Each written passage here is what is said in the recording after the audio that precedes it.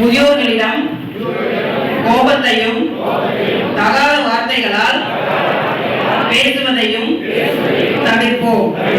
முதியோர்களுக்கு எதிரான கொடுமைகள் நடந்தால் தட்டி கேட்போம்.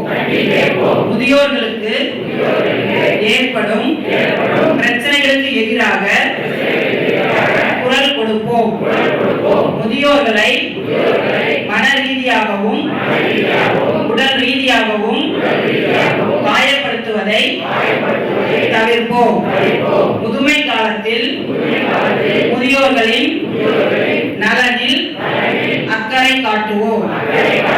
முதியோர்களுக்கு பேருந்து, மருத்துவமனை, வங்கி மற்றும் அனைத்து இடங்களிலும் முன்னுரை அளிப்போம்.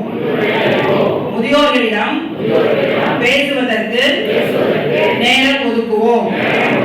முதியோர்களின் உணர்வுகளுக்கு மதிப்பளிப்போம்.